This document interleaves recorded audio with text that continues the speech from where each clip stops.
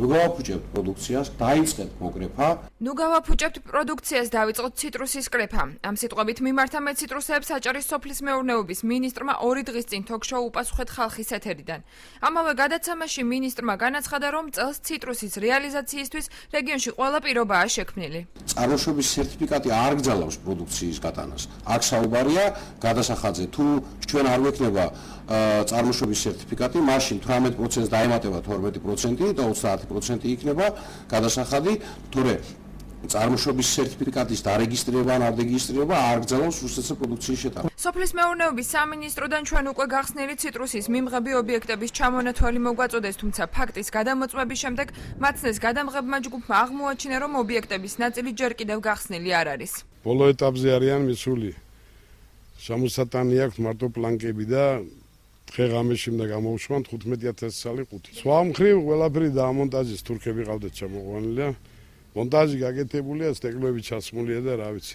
დავასაქმებთ 40 კაცო, 50. სავარაუდოდ როდისთვის იგეგმება გახსნა? ამ 5 დღეში მაინც. ფინანსები არ იყო რაღაცა, არ ვიცი.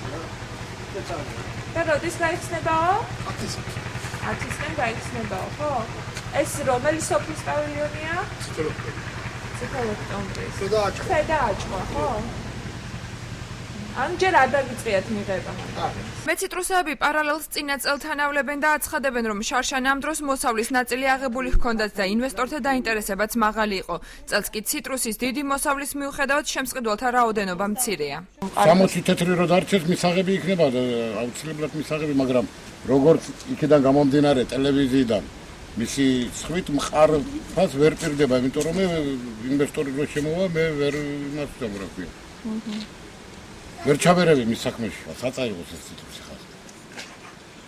უკვე დღეს 9 რიცხვია და ჯერ აქამდე რაფები და რა ვიცი, მთელი აზერბაიჯანი აქ იყო ხო და ერთეულები ნახეთ, ვაფშე მანქანა ჯერ არ შემოსულა არც ერთი ტრანსპორტი ციტრუსის გასატანად. რატომ არ არის გახსნილი ციტრუსის ჩამბარებელი ობიექტების ნაწილი დაპირების მიუხედავად სოფლის მეურნეობის სამინისტროდან პასუხი ვერ მივიღეთ. უწყებაში უქმე დღის გამო კომენტარისაგან თავი შეიკავეს.